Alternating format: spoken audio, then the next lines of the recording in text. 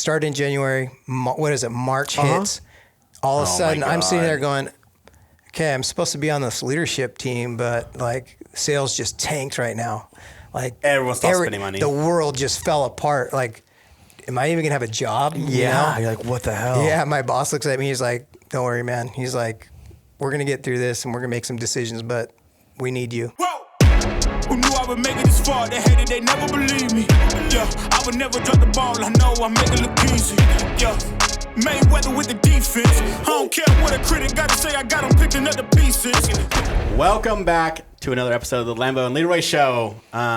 This is your podcast where we talk about car stuff, off-road stuff, motorsport stuff, life stuff. I was gonna say we're back, but we never left. We're here. Yeah, we're just still here. rocking and rolling. Good, yeah, Sean, who's our guest today? Well, I mean, sure most of you guys are familiar with who this guy is. Danny. The world knows. Danny Adair. I've known him for a long time as Pay Dirt Media, which he's pretty much one of us. Born and raised Southern California, right? Yep. He's graphic design is freaking awesome. He paved the way for a lot of racers too. I think he really kind of got into the dirt scene a lot too through doing like the sponsor decks and stuff. Yep. And the proposals. Being in my industry for as long as I'd been in, dealing with marketing reps, agencies, everything. It was such a refreshing feel, actually with both of you guys, but to speak to someone when it came to graphic design, before it'd be 15 revisions on an ad or something like that, and then you just really just kind of settle because your deadline's there. He would create stuff and just be done. Perfect. Nailed it. He's got he's just a genius when it comes to the graphic design, understanding the market, understanding the customers, and that's paved a long road of off-road racing. And you've worked for some big name companies, big name racers, big name people, and now you're still in the off-road scene. And my friend, our friend, your friend, this is Danny Adair, man. How did you get, let's fast forward to the beginning, man. Obviously, we know you came from your mom and dad and stuff, born and raised. But how did you get into the industry? And you know what? I think it comes down to taking trips out to the Parker 400. Yeah? Many years ago with my uncle. He had a place over in Quinn. Oh, wow. Just outside of Blythe. Oh, I love Aha, man. And we'd go out there and have a good time in the winter, go play in the summer. And we got the first taste of off-road, really, doing the Parker racers, going to the races and just having a good time there. You love Quinn. Why? Dude, it's the river, man. It's beautiful down there. But there's so many parts of the rivers. Okay, I mean, Lost Lake, all of that. Went Dude, there a few times. Quinn is the jet boat capital right there. It's so perfect for that. I don't understand because it's rocky bottom. There's trees, not sand. You go above it. There's Parker, sandy beaches. You go below it, and the whole river's all sand. Why is everyone love that spot? I wasn't a huge fan when I first went there. I think it's so secluded too. And I know for us, enjoying off-road. Yeah. You could play in the water and then literally cross the street and go ride, right? So yeah, we would, we learned how to ride dirt bikes right there, learned how to ride quads and all that kind of stuff right there. So it was fun because during the day, scorching hot. And the water. On the water. At night, in the afternoon, cools down, let's go play, learning wheelies and all that kind of stuff, and I would say that is probably how it started, as far as getting into what is off-road to me, After that, turned into riding dirt bikes, racing with friends, cousins. And all this is, you're living in Southern California. Yeah. You mentioned home a second ago, and home isn't Southern California. And I was going to... Not anymore. I was going to ask, how long did it take you to stop referring to this is home and that become home, that transition? But... Yeah, obviously growing up here, everything's at your fingertips as far as off-road goes, right? There's so much land and so much to enjoy here. Well, and we grew up at the same time, too, where pre-runners were just becoming something. We kind of came out of the mini truck stage, the low stage, and pre-runners were it was everything we ever wanted out of a truck. Yeah. I had the cow truck. So growing up, I made it, into high school, Fab Tech Motorsports. Yeah. I actually had some guys that they were building pre-runners at the time. With their long travel kits, yeah, and and I their had dual shock hooves. the first Ford Ranger that was 4-wheel drive that they actually made like a long travel Nice. ride. And then so I put the fiberglass fenders on it. Didn't have money to actually color the fenders. No, Of course. you know? But it was so cool to keep them white. Yeah, and everybody at that time was like, "What's this guy doing?" You know, they didn't. There's nothing like that around. You know, so they're like, "Oh yeah, the guy with the cow truck." You know, yeah, you know. What year was that? It was an '87. Nice. It was an dude. '87 Ford Ranger. I love that. We're year, talking though. early. So you had squared on. It's like more square, right? Square body. Yeah. That's awesome, Yes. dude. Well, and who was the fiberglass manufacturer back then that was doing all the fiberglass right there in Santa Ana? It was Not Fiberworks.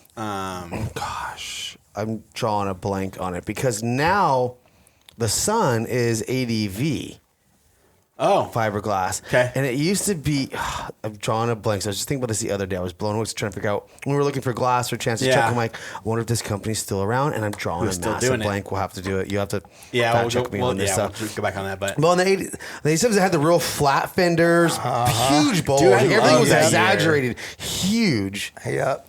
And that was so rad. So yeah, you know, dirt bikes evolved into trucks, right? And Yeah. then start playing in the trucks, and then before you know it, you know, the same uncle that we were going out to Quinn, he's buying a pro truck, Ivan Stewart pro truck, right? No Sick. way. So then we Which got a pro into truck was like today's trophy truck. yeah, yeah, pretty much. Well, and no, it's today's Pro R now. yeah. Well, yeah. That's what's crazy. Well, Pro R's handle better though. Than the Pro truck, so. It's pretty crazy, but It's insane. yeah, I mean, so basically we just went from pre-runners to race trucks to going down to Baja, pre-running, racing, you know, the Baja scene, stuff like that. And, you know, I said, hey, why not try to make a living in this industry? You know, I enjoy it. I love it. Why not continue to do it? Yeah. And so I started a little off-road directory. It was called Dirt Directory. Dude, rad. It was right about the same time like Google was becoming a thing. So then, you know, I'm trying to sell ad space for this little directory, and people are like, I don't know, man. Yeah, I don't know. what Look at is Google. this? Like, what is this? You know? Was it all Internet? What's the online? internet? Yeah. It was print at first. Yeah. Okay. And then I went to picked up some partners and went to dirtdirectory.com. Nice, man. And it was supposed to be the source for everything you needed for off-road, right? And it was good. It was challenging trying to sell ad space for something that people didn't understand at the time, right? They didn't get it. And during my ventures of trying to get people to sign up, you know, for ad space, they're like, "Man, this graphic design's really cool. Who did that for you?" I was like, "Well, I did it." Yeah. I didn't want that. I I'm can do that out. for I'm you. just out of college. I'm hungry, right? I'm Yeah. like, well, what do you need? You know, you got this. you need something.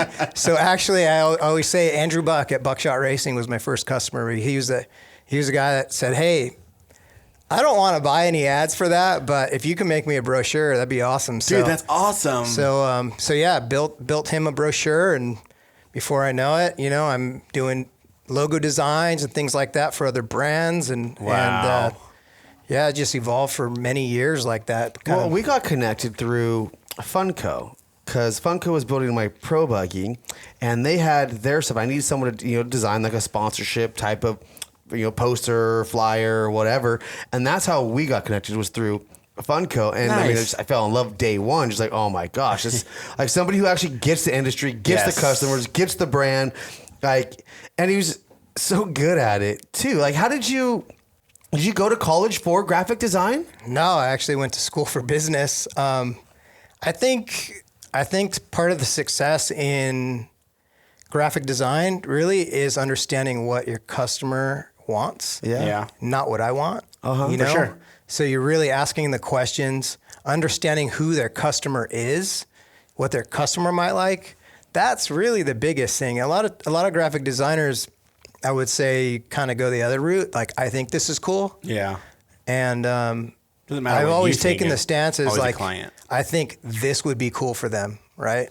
So instead of being like, man, I've always wanted to try this, you know what? Their customer probably doesn't like, this other new style, right? But so I think that's where it's always gone. You mentioned, only like one revision or making it happen super quick. And I think that's always been it. Just trying to tap into my client's customer, right? And what are they going to like? Well, yeah, because you would like get some of the work back, and you would just nitpick it just to like nitpick it, so you feel like you just like, oh my gosh, I don't know. I need something. Like, what do you think about this? And they'd be like, I really kind of think it's good the way it is. I go, you know what, you're right. Send it. Send it.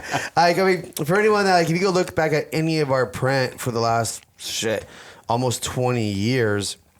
When you flyers and the catalog covers, a lot of the website design, the images, the layout, copy, it's 100% Danny. I mean, It's been awesome. Yeah, It's been really rad. It was amazing. Now, speaking of graphic design, I don't want to cut you off from your story, but how is graphic design now today? Obviously, not as much print. It's more web based. There's a lot of apps to make stuff, do things. Is it still relevant in your current job, day to day? Less. Yeah. Definitely less. I think the invent of social media, the casual atmosphere, of marketing today has definitely changed it. I spent a lot less time behind Photoshop, a lot less time behind Illustrator. Crazy. It is crazy. Yeah. You get back into it, you're like, wait, how do I do this again? I spent from, in the morning till 2 a.m. Every day. Right? He was the hardest. I mean, and now it's like, well, what do I have to post on Instagram, Yeah, that's what it is now. And not making ads. Obviously video, right? And video is video. key. I mean, that's where you've done really well, So I think for me, it's tapping into new challenges too. Like, hey, how can I incorporate some of these ideas that I have on the graphic side, but still incorporate now video and things like that? So, well, I mean, you managed to come into an industry which isn't known for making tons of money in. Most of us are in it because of our passion, our likes, want to be in it. And you literally were self-employed for a long period of time, right? Yeah. I mean, about close to 20 years. Yeah, I mean, then you were, you were working with us, and you had a few other companies you were working with. I remember having the conversation. You're like, I think I might take a full-time job and go work somewhere. And that's, people who own their own businesses. We've often thought about that. It's kind of like the conversation, like, oh, we're gonna go move to Texas. Sounds so good, but like, who actually moves to Texas or Boise, Idaho? Like who actually moves out of here? It's kind of that same thing too. You're like, it's just moving and working for someone else almost just as scary as starting your own business. Yeah. Like it's the reverse. Oh, it definitely is. I mean, as soon as you put, let's say, all of your income in somebody else's hands, right? Yeah. You can feel very tied, Yeah. So you start taking that money in from your employer.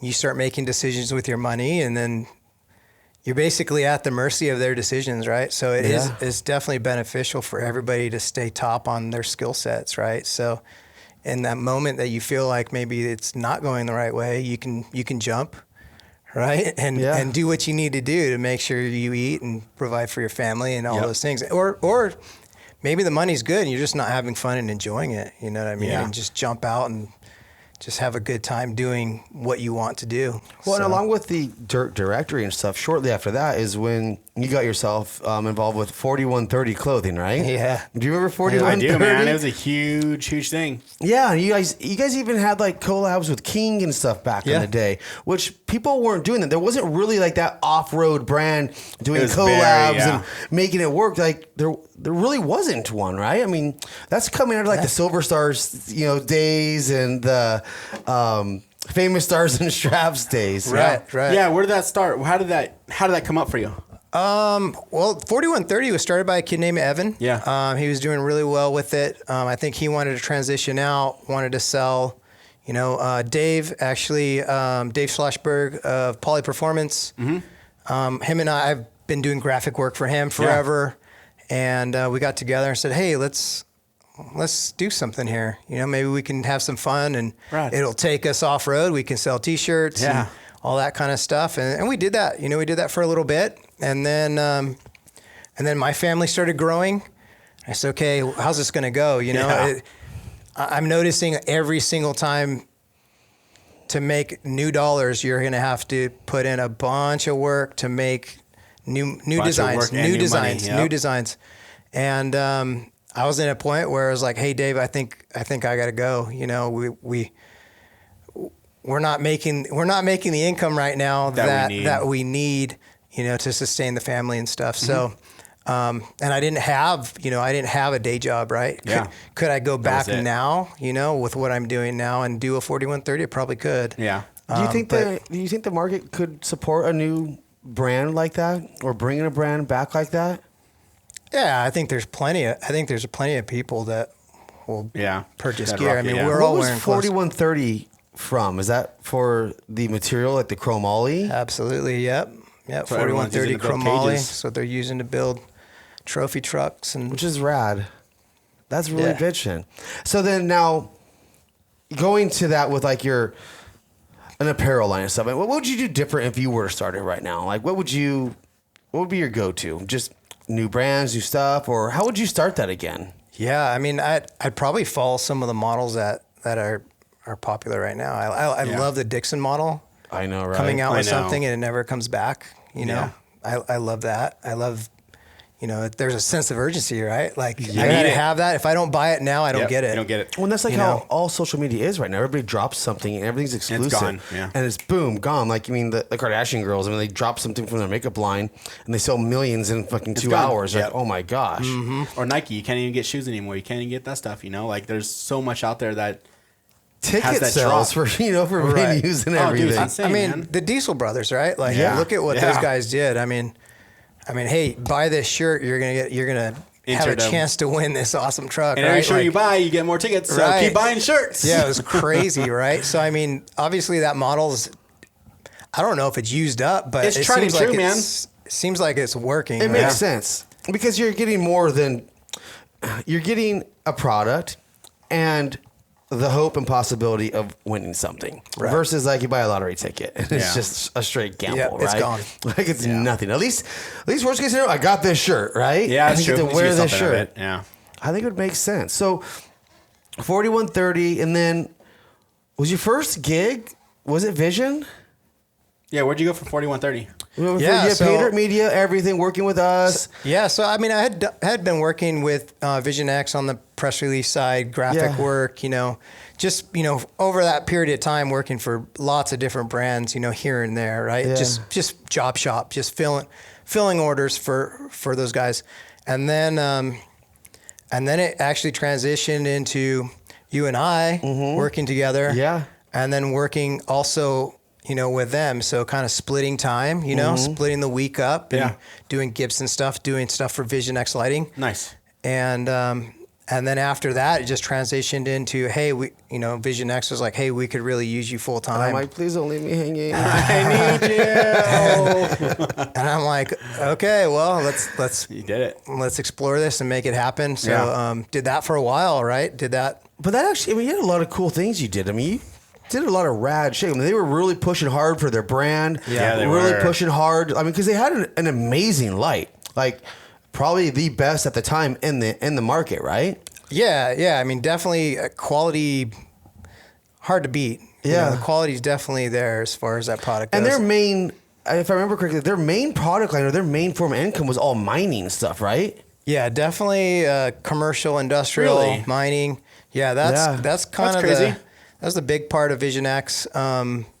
But yeah, like you said, it took me to some really cool places. I was able to go to Alaska. We have a bunch of at the time we had a bunch of Alaskan clients that handle the over the road trucking and stuff like that Dude, with their rad. lighting. Yeah. But I was able to go there and follow the Iron Dog race, which is actually coming that's up real soon. amazing. So Wow. the Iron Dog race is a 2,000-mile snowmobile race. 2,000 across- miles? Yeah, so it's 1,000 miles up Alaska and 1,000 Holy miles crap. back. And so yeah, pretty gnarly. I mean, I remember standing out What? there on the side of the Yukon River. Yukon River's frozen. That's what they're riding on. And it was like minus 40 degrees, right? And I'm like, okay, cell Dead. phone's not working. I'm good. That doesn't work now. Oh, it's You too cold. And my old Canon, I pulled the old Canon 70. Yeah. Just clicking away. Still working. It's still working. That's right? awesome. So your cell it was phone wouldn't work crazy. because it was too cold. It's too cold. Yeah. No way. Yeah. It was just shut down. Like, almost all electronic equipment would shut down, and I was blown away. I still have that camera, but how are the I mean, you gotta probably do some special things like the snowmobiles to make them run in those temperatures too, right? Because still I guess they're hot. I mean, they're made for those kinds of. Yeah, they are. The problem is the people aren't made for it, right? Yeah. So that's what was crazy is, I mean, these guys literally duct tape every inch of their skin and cover their skin, because as soon as you got that kind of temperature touching your skin, it frostbites it, right? So. My God! So you're like, this? ducking through and like hit, like touch a bush, and like next thing you know, you get like frostbite because it gave you a little bit of like ripped some of the tape off. Yeah, that's kind of what was going on. Yeah, it's a gnarly event. So like, I don't know. After experiencing that, experiencing Baja events and stuff like that, I'm like, you know what? Like most of the time in Baja, if your truck breaks down, you can start walking somewhere. You're probably not going to die from the elements. Yeah. I mean, obviously you have some hot Bajas, but yeah, but that you're literally like, you could die. Well, and then you probably have like wolves up there too that'll eat you, and wildlife. You talk about the federales in Mexico, you're good. Right. Yeah, exactly. Those are the only wild animals down there. Or the Chewbacca. Or the cartel. So what were you riding? So I wasn't actually riding a snowmobile. I was actually flying in a Cessna all through Alaska. What? Yeah. So like landing on the frozen Yukon. Do they have heaters in there? In the Cessnas? Yeah. I mean, somewhat. Yeah, it puts off some heat. Yeah. I mean, as much as something can take -40 and make it at least 2. Yeah. Right. Yeah. It was crazy. Like we actually had like block heaters. Yeah. Block heaters for the plane. So when we'd park the plane at night. Yeah. We'd have to put this block heater on. You have to have a little generator and all that stuff, and you have to go refuel up the generator at night. So does it turn off? Yeah, so you're not getting a good sleep at all, Dude, that's a wild adventure. It was really cool. It was one of the What a cool experience to say I did that. Yeah.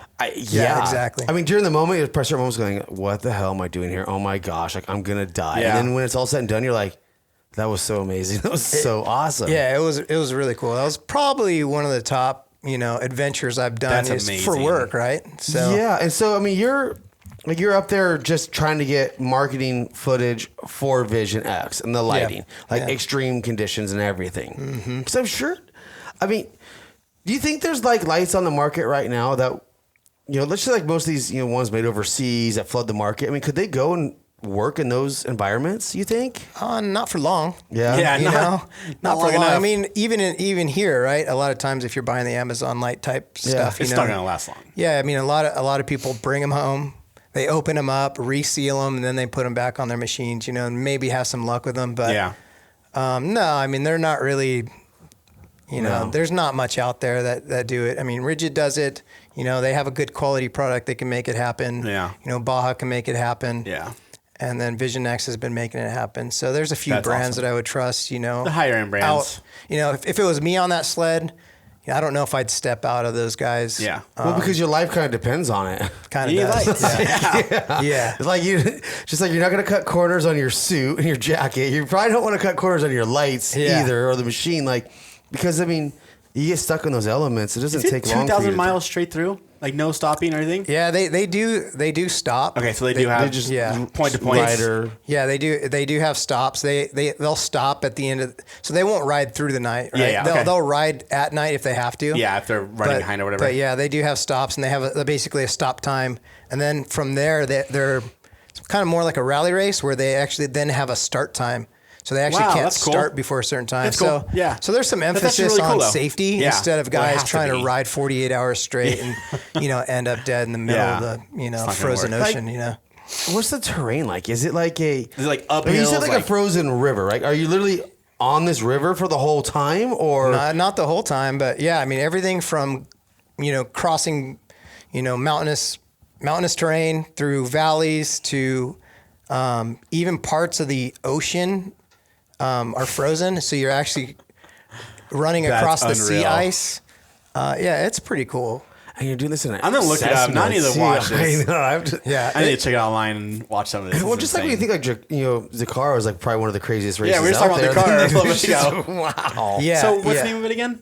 It's called the Iron Dog. The Iron Dog. Yeah. All right. When you said Iron Dog, I was thinking I was thinking like, dog sled race. Yeah, right. And most people do, right? I legit thought dog sled. I was like, yeah, dog sled race. Yeah, no, I don't know. I mean, That's amazing, that's cool and all, man. but That is you cool, know, man. maybe That's dog sled racing, insane. though, they need lights also. That they do, for sure. yeah. Now, are there GPS and stuff on these things that they're like mapping, or is it like a marked trail? It's crazy. It's a marked trail, right? And depending on the elements, you may lose some markers and things like that. That's but crazy. they basically a stick. big old polar bear walking by, kick one of the markers down. Yeah, I mean, it's What a crazy a lot. deal. Yeah, it's a lot. A Damn. lot of. I had no idea. I legit had no idea that even existed. Me neither. It's sick. So now at this point, this is when you move to Boise, Idaho, right? Yep. Right in that same Yep. time. He was like, dude, I could deal with -40. I could do Boise. Yeah, exactly. Yeah, just walk around with my shirt off. It's easy, 30 dude. What's up, degrees, guys? No problem. Right? I mean, nothing. a SoCal born and raised boy, we always just joke about the weather in here. I mean, it takes a lot to go somewhere like that. But yeah. I guess, us being here in Southern California, we think everywhere is freezing. You mentioned a few times it's not really that bad. It's actually pretty mild when you think about it, right? Yeah, when you start comparing it to like Michigan or Minnesota, things like that, it's pretty mild. I mean, 30 degrees is usually the cold. This December it was actually pretty cold. We spent a lot of time in the teens. Really? Oh, wow. Which was like, okay, I'm ready to get out of here. I was like, when's the next event? How can I get out of here? Take me back to California, please. But I mean, 30 degrees. And then, we have hot summers, it's over 100 degrees. It's not like it goes winter and it's snow all winter long, right? You just get you get dust snow here and there. Mm-hmm, yeah. And in town, you won't, it'll just be cold, Okay. you might get 6 inches of snow is, a bunch, That's what's a lot for see. you guys. Okay. Yeah. So you get like 6 inches of snow and then it'll be cold for a while. Kids love it. Make snowman. Have fun with it, but it's all not that too kind bad. of It comes stuff. enough to where you enjoy it when it's there. Yeah, and the local mountain, if you enjoy skiing and snowboarding and all that stuff, it's 45 minutes up the road. Sweet. From the like Big valley Bear for there. us. So yeah, exactly. So you just shoot up the mountain. I'm sure it's better though than the Big Bear. It's pretty good. Yeah, That's it's awesome. pretty good. That's pretty. That's pretty good. now, I can you brag. snowboard? I can ski a little bit. I mean, I Okay. can do both, but yeah, I mean. You know what? Growing up on 2 wheels, I still gravitate to 2 wheels. So I'll bundle up and go ride dirt bikes or ride mountain bikes. Nice, dude. Well, you guys, obviously your family grew quite a bit once you got to Boise. I mean, how many kids do you have now? Yeah, we have 3 kids. 3 kids. Mm-hmm. You're doing a lot of mountain biking and BMX bike racing. Yeah. And even yourself was racing too, I right? was. Yeah. I may have retired from that. We'll see. Had that one hard hit. Yep. Had one done. hard hit. Spent some time at the doctors trying to figure out what's going on. Feeling pains from that. Like a year later, I'm like, I think I might be done. But I did promise the kids. I'm still in the novice class, right, on the BMX bike. I have one win to get out of that novice class, so I did promise the kids I would get out of there. That's so cool. That's something. That's awesome. That So you needs need to to get one happen. more? But yeah, How different is the BMX and motor, mountain bike kind of industry and racing versus like motorized? Different. I mean, it's very similar. You know what I mean? Like you go to the events and everybody has a passion for it. They everyone's love it. racing. It's kind of like anything. I think you be pretty- lawnmower racing, but everyone's just passing about racing, Yeah. going faster, Yeah. doing the same thing. Competing. Yeah. I would say it's closer. Mountain biking can get kind of serious because you have to spend so much time. What do you call it? On your prepping? fitness. Oh. So much time on your fitness to actually be competitive with mountain biking. yeah. You have That'd to be spend so gnarly. much Yeah, for time on the sure. bike. Maybe that's what we got to do because we just started a So- challenge. Yeah, we got a 6-day challenge. We have a 60-day weight loss challenge. Yep. 60 day? Yep. Whoever's going to lose the most. Yeah. Really? Loser has to do a bikini photo shoot. Really? You want to get in on this? No. I've been pretty good the past year at getting into the gym, so I'm not going to win that one. Yeah, Well, you already- it's a percentage. Okay. Percentage loss. I mean, Percentage technically, loss. if I lose 20, you lose 2, we're probably even. Same percentage. Nice. Yeah, it's going to be interesting, man. It's going to be interesting. But what's for sure. cool about like the BMX, the mountain biking like that is it's almost like it is exercise, and it's kind of like it's like the best part of working out, like the best part of the gym. Like, you know, instead of just sitting there on a treadmill staring at a freaking screen or a wall, right? Like being out there, being active, like you're working so much more of the body. I mean, it's amazing. Yeah, no, I mean, obviously it's healthy. For me, number one is getting to spend that time with my 14-year-old daughter, right? Yeah. That's cool. Like there's That's not really cool. a lot of things going on that you can spend that amount of time with your kids these days, you know, with their sports and stuff like that. So I feel very lucky my kids have been excited about BMX, excited about mountain biking because it's something I can go do with them. So that's so cool they're into it, man. That's So huge. Now, have they always been into it, or I mean, how did you get into it?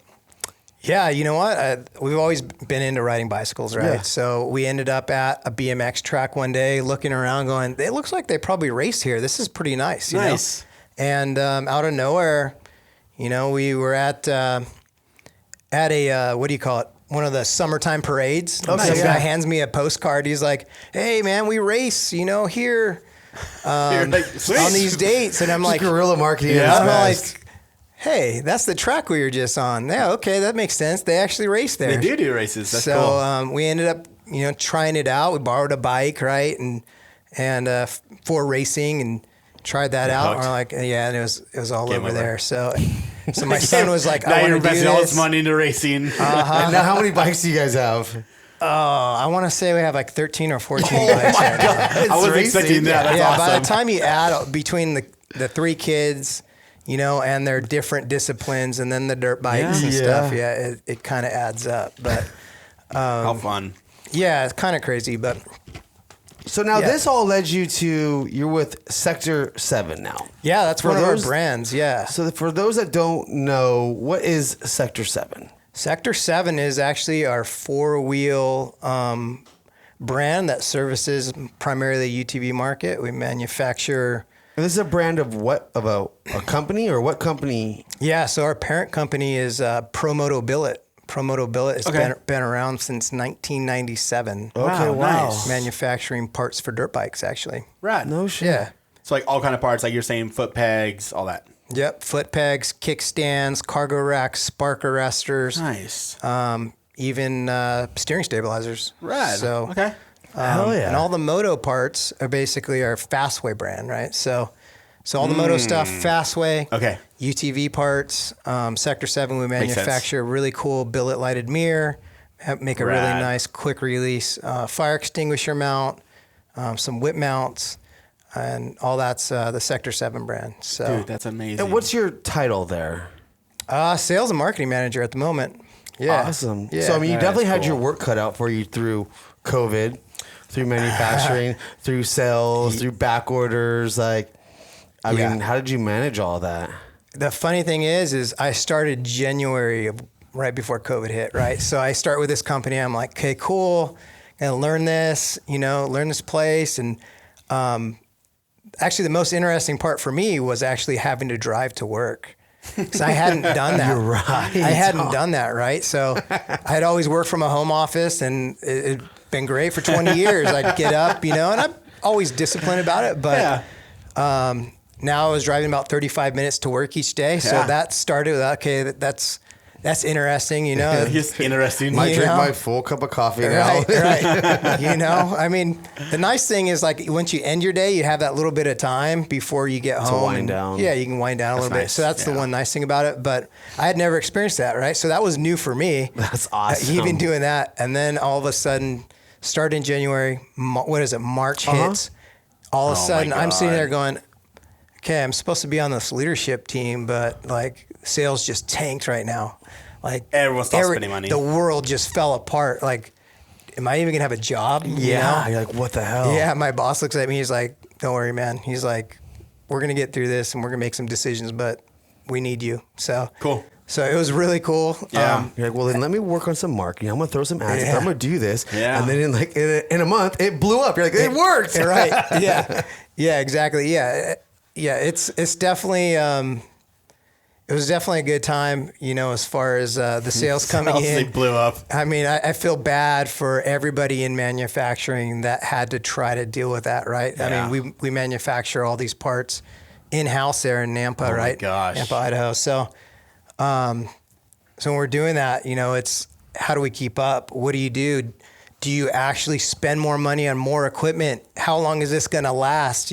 Everybody probably in the world that manufactured parts was asking all the same questions. What do we do? Damn. Right? Well, and it's like you had 90% of everything you needed to do it at all times. It was those 10% items that couldn't keep you, would hold you back. Yeah. Like, I mean, like look at Ford and Chevy. Like, they had trucks sitting there. They had the chip. Like, it was always something. Thousands of trucks. It was something stupid like that. Because you weren't running out of your big stuff. It was those specialty little items that were never an issue before. Nope. That became the biggest issue. Yeah, it would come across our way often, It's like, hey, okay, we just built, just machined all these awesome parts, but we can't put them together because we're waiting for glass or something like that. Bolts or something whatever. we don't make, and we're like, That sucks. okay, do we start making that? And it's like, well, doesn't really make sense, right? Yeah. So you just sit and wait, and unfortunately for the customers, they had to sit and wait too, and everybody's like, hey, what's going on? Where is it? And it's like, hey, we'd love to give it to you. We have everything. We have everything already. on our end. Do you want your mirror without the mirror? Right. I got you. We'll give you the housing. Right. That sucks, man. Yeah, I mean, and it's got to be harder too in like places like Boise. I speak of it as like some small little town. I mean, there's a lot going on there. But like Southern California, there's so many resources. There's so many people doing similar things, But once you've kind of exhausted all those resources, you're like, just wait. Shit. What do you do? How do you do it? And I mean, I couldn't imagine being, the sales and marketing manager rolling into that. And then you're like, well, I'm going to go try and sell more, but then we can't ship more. But then I'm trying to market more, stay relevant. But then if we get more sales, we're just going to piss more customers off. Yeah. And you're like, what do we do? So you just just put your head down and keep doing it. You're stuck in the middle. Yeah, I mean, we have a pretty solid leadership team where we kind of sit down and say, okay, these are the goals. These are what we're trying to do. Yeah. And try to stay real level-headed about it no matter what comes our way, and just try to stay the course, while we were busy. At the time, I was not the sales manager.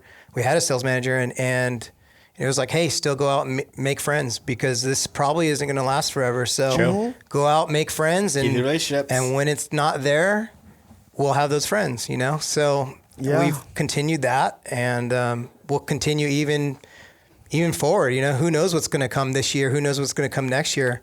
That's true. But you don't, and it's scary. Who knows what's coming? None of us do, but we know what we know what yesterday was, and we got a good idea what tomorrow is, and let's just keep doing that. Yeah, that's all you can do. Yeah, that's all you can do. It was it was a wild time. So now Sector 7. So it's a billet mirror for like UTVs, right? Yeah. Clamp them on, and you guys also have a light source on the front side of it too. That's right. So it's a mirror, and then also it's giving you a view of the back and a view up front. Yeah, we see in the past and we see in the future. Yeah, there we go. That's rad. And so, do you guys sell direct, or how do you guys? What are your sales channels like? Yeah, I mean, we have dealers all over the world. So we're dealer direct, and we're also consumer direct. So. That's bitchin'. That's been fun. But now you travel a lot. You were just in Glamis last weekend with a Pro R. Yeah. We're running the new Razor Pro R platform. It's a Pro R4, and nice. Man, it's been fun. That's a nice car. It is a cool car. Dude. It's a nice car. Yeah, I just posted up on our Sector 7 Instagram a video, and I was sitting there at the base of Olds, and I let a YXZ go. Let another YXZ go. Let like a Razor 1000 go. And I'm sitting there waiting. Okay, let's go. By the time we get to the top, just smoked everybody, right? It's like insane. Man, like where did this come from? Props to Polaris for continuing to progress this industry and make something that really what we all want, And I think it's getting really close to. They're pretty damn bulletproof too. However, like my buddy, he'll be on our podcast next week. He's just so hard on her. She's already broken 2 axles, 2 belts, sway bar stuff. Yeah. But it's because he's trying to drive it like a sand car. Like the Pro Rs can go out and it can do sand car shit. It just can't do sand car shit all the time. Yeah. You can't treat it like a trophy truck every single day, right? Exactly. Yeah. But they are so badass. They've come so far. I mean, they've done a good job. Really good job. I mean, they're a big car. The They're wheelbase huge, handles man. the whoops. They're still pretty nimble. Like, you get parts for them. Like, I was just thinking about it, actually, I think this morning or yesterday. So my dad had like a 800 Razor back in the day. And dude, you step down into it, okay? And they were so fun, dude. You used to rail that thing, throw it in. It was so fun. When I went to Trail Hero, or not Trail Hero, UTV Takeover in Utah, dude, you step up into the R's. Like, you got to jump almost. My short little legs don't want to get in there. I'm like, this is crazy. Yeah, I mean, we're running 35-inch Dude, that's insane. tires, like, and they don't rub. You know that. I run 35s on my truck. I was going to say, 35s are huge. I have 37s on my truck. Like, 35 is not much smaller. Yeah, 35s on my truck. It's insane. You know, most guys are running 34-inch paddles, you know, out in the dunes, and 16 puck paddles. And, dude. And it goes, you know. Yeah. It's a cool car. So what are some of your... You mentioned the one adventure, which was really awesome. What are some of the other awesome adventures you've gone through that like, you know, your life, the industry and your passions kind of taking you to that you really look back at? Oh, man. Probably a hot rod power tour with you. Oh, that was wild. Huh? Yeah. I think we had some good times on those trips, and We not only had just a blast, right? But it was hard work, right? And I don't think people understand like how much work And the miserable weather out there. an event can be when it travels from Wisconsin down to where were we? We're like Alabama. Yeah. For 7 days. Well, and Yeah. it was like, I guess it's like, who we were talking about the Type 2 fun. Yeah, Type 2 fun. He's mentioned like that Type 2 fun where it's like, in the moment, you're almost kind of hating on it, but like it's such an adventure. Yep. It just keeps you going, and you don't really appreciate it until you step out of it and you're away from it, going, "Whoa!" Oh, yeah. That was awesome. Because it was. I mean, leading up to that, you would think SEMA was just like a massive undertaking, massive work, and it is. It really is, and it wears you out for that week. But you're like literally taking your SEMA booth and moving it overnight, going around, setting up in the heat, the rain. And then, you know, he's like trying to edit stuff at night too. Just like the work never stopped. And then we were going to have fun in the meantime also. And like, you got to go out and hang out with everybody and smooth everybody. Wild. Yeah. That was... So yeah, I think that's probably one of the other big ones for me is, you know, me too, because it was such an adventure. We did it for 2 years, I think. We did it 3 times total, but 2, yeah. So insane. It was wild, and it's not. We're not the only ones either. Like, you're like a traveling circus too, because you have other people there. Everyone's doing it too, yeah. And everyone's in the same boat doing the same thing. Like, that's always what made it fun too. It's like, you can never have like that, oh, I feel bad for myself moment, because everyone else thousands of people doing it too. and you saw some of the same people every day, but you saw new people all the time, right? So they were excited. So it kind of like re-energizes you during the day because you have some new people coming in. They're excited. That is cool. You know, so dude, it was great marketing though. Like that. Yeah, I mean, super smart to do. All the video stuff that we put together with you. Dude. I mean, I still like. There was a lot of all stuff. That stuff, just really cool stuff. There's all a the drag strip so stuff. Much. Well, and I still try to repost a lot of it, like on the Gibson. Yeah. And then every once in a while, I get notifications are taken down because of the music rights. Back then, just use whatever. Whatever. Right. It was fine. Didn't matter. Yeah. There was crazy. a lot of cool stuff that we did back in the day. That was an awesome one. It's like I look forward to like. I've been watching the Hot Rod Power Tour. I'm sure you do too, because we followed all of it then. Mm-hmm. I don't know if it's the same anymore. Doesn't seem like it. It sure doesn't. No, it doesn't. I did it a couple years ago for like 2 years, 3 years with Chevy, and it was very. I don't know, maybe because we were with Chevy, so we were really just doing the corporate stuff. Yeah. But it definitely seemed way more low key, I guess. Not as. I think we were on the tail end. You guys were of on the it. fun stuff, the fun stuff. Yeah, like it was real fun. We were on that tail end of fun, and then it tailed off. Yeah. And then the last one we did was like, okay, this is just too much work. It's not as much fun. Yeah. Holy shit! All we're doing is giving away so much stuff. I mean, you know, we had $5 T-shirts we were selling just to get people to wear them, and people would still complain about a $5 T-shirt. I'm like, bro, it's like a rag if you want, like $5. I mean, I wonder what do you think is out there that would kind of replicate something like that, or how do you think like what else is out there for us to do like as a company now? Because everyone is so focused on social media, you know, electronically. And I've always been the one, like, if I can talk to someone in person, I'm going to sell them something. I agree. And that personal touch, where do we get that? Is it SEMA or is it the LA Auto Show? There's the smaller events, I think, still though. Is it Cars and Coffee? Yeah, I mean, you have the small events, and then you have just where's everybody going to have fun, right?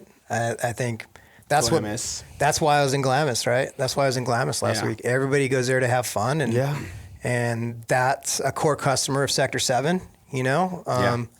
Guys and families in their UTVs that they're spending all their savings to go have fun in the sand. Exactly. So where's a better place, and it's a casual environment. They didn't have to pay to be there as far as there's no ticket price, to get in and then hurry up and see a show, right? They're relaxed. They're doing so whatever, for me, it's all fun. I mean, we did something really cool with our Pro R is we put together this EL lighted panel on the side of the car. So at night, I can flip the switch, and the whole side panel of the car says Sector 7. Rad. That's awesome. So that is really awesome. Like at night, I'll just ride right up and down each row of People olds. see it. People see it, So when we were at Camp guerrilla Razor, marketing, man. So awesome that you're still it's awesome that you're still doing that guerrilla marketing because that's more impactful than anything because you're gonna get the guy, what is that? And they all look, what is that? I don't know, what is that? And then they look, and then they all you just had 5 people just talk about it right now, trying to figure out what the hell that was. Yeah, and I mean, I have people stopping me. What'd you guys do? How'd you do that? Yeah, they want that. And then the next day, right? So like for instance, Camp Razor, they'll roll into the vendor area and they're like, "There's that car. How'd you do that? What do you guys make?" That's awesome. And it's like, Did you go to Camp Razor this year? Yeah. How wild is Camp Razor? How busy is it? Yeah, it was nuts. Can you? It was nuts. When was the last time you were at Glamis? Years. Okay.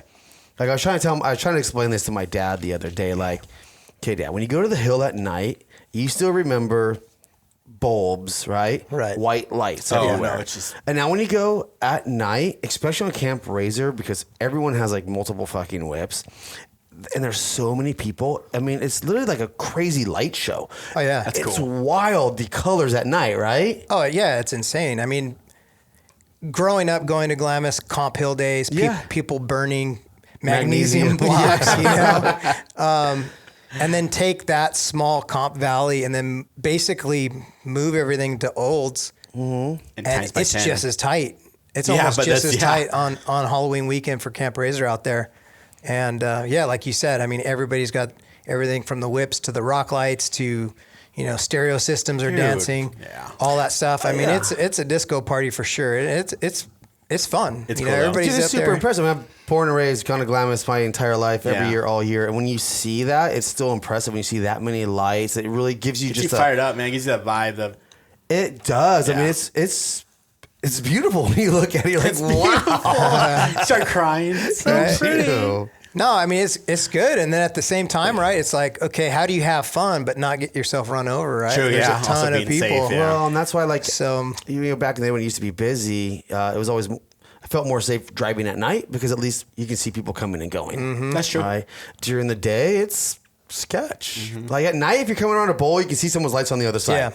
Yeah. But there's there's also a lot of people who are still trying to learn the dunes. Yeah. And there's an unwritten rule of how you drive the dunes. Yeah. You don't go over like that Right. because there's a highway on the other side of people going and ripping and I mean, sadly, people have learned the hard way out there. Yeah. But it really is an amazing thing. It's awesome you got to come to Camp Razor. Was this your first year at Camp Razor? yeah, because I've always been at SEMA, been there Yeah, with that's you, Vision, true. so it's Messes everything up. I've always been setting up for SEMA, so yeah, it was a good time to check that out. And That was that's the reason why we went to Camp Razor the first time was we didn't go to SEMA. We took a buy-year and went there, and I mean the amount of people we touched and we installed exhaust and everything there was huge. yeah. I mean, but it's so crazy busy. It is cool, though. crazy. So many people I talk to, are you guys coming out? Oh, no, it's going to be so crazy. No, but I don't know. There's so much sand out there. By the time you get out into the dunes with your friends and stuff, especially during the day, you can, even on a busy weekend like that, you can be out there and not really see people, Yeah. You realize you're getting towards a hot spot when you start Seeing a lot of running people. into people. Yeah. Because, I mean, 80% of the people, they're not really out there ripping the dunes. They're taking the pass, they're cruising, they're commuting, going around with the family, the kids. Just going spot to spot. Mm-hmm. But I mean, it's a lot harder to find smooth dunes out there now. Well, especially now. Like you're mid-season right now, so. Yeah, we're going to try and go back out for Martin Luther King Day maybe next week. The way it was blowing Sunday, I think you're going to be just fine. Yeah. I heard it blew hard. It was. Well, it need to blow hard because the sand gets wet and it stacks up and it turns into like rutted. Almost concrete. It needs hard wind to straighten that shit out. Otherwise, it just gets so rough and rutted. So, anything new for Sector 7 coming out? Yeah, actually, we have a really nice new billet mirror that we're coming out with. It's a lighted mirror. Nice. But we just took it to the next level. You know, our current mirrors, they're completely billet. We manufacture them, in-house. That's right? Awesome. They actually feature lights that shoot forward and lights that shoot out to the sides. Sick. So you get 210 degrees of light. So that's our current light, right? The new light is not only going to be twice as bright. So, those guys that are stacking lights every which way on their vehicles, they won't need to anymore. They're going to just be able to use their mirrors. But not only that, but, like we talked about, everybody at the hill with all their lighting, RGB colored lighting and stuff like that. The front of this mirror is actually going to have the ability to have dancing lights, to have turn signals. Oh, rad. Basically make it do whatever you want. You know what I mean? That's cool. Wow. So, so you'll be able to program it however you want. Yeah, exactly. You can program the lights to dance, make them solid. All through like an app? Yeah, you can, or actually it's going to be even touch, on a touch switch as well. So rad. Take out some of that. So you're going to have like a screen, like LCD screen you could touch and stuff, or what? So on the app side of it, you can use your phone. Okay.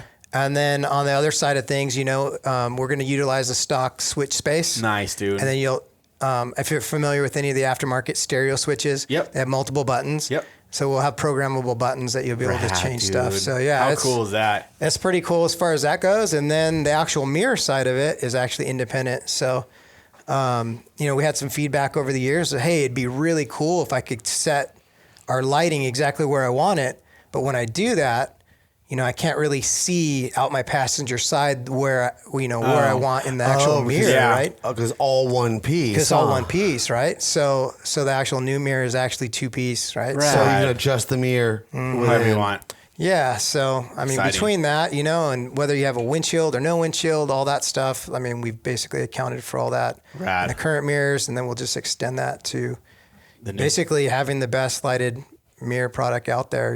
So that's what we're working on right now. Reverse cameras coming too. That you see behind you. Yeah. Well, it's funny because the Pro R actually has a reverse camera. Yeah. Right, which is awesome. I don't know how they missed it, but when you actually put your car in reverse, you actually see a bunch of the plastic in the whole top third of the screen when you put it in reverse. So we saw that problem, said, hey, everybody's spending all this money on their cars. Why would they want to see this big black area across their screen when they back up? So we actually made a really cool billet spacer. Nice. So it pushes out a little bit. It pushes it out a little bit. You look at it. It looks awesome, right? It looks like it's kind of like I'd want that even if I didn't have the problem kind of thing, right? Cool. So we just came out with that, and we're just kicking it. That's cool, just man. Kicking along here. That's smart. Just making it happen. Rad. Where can people find out more information about you guys? Yeah, you can visit us over on Instagram, sector7.zone. Cool. Website's sector7.zone. Cool.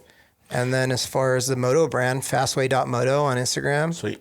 And you guys are doing a ton of stuff. Are you guys sponsoring any racers, Supercross racers? Yeah. We actually have a few pros that'll be running our pegs this week. That's cool. We're going to need some tickets. Yeah. I'll work on that. That's the best. Hey, you got tickets for that, dude? All right, let's go. Are you going? Yeah. I'll be there all day Saturday. Cool.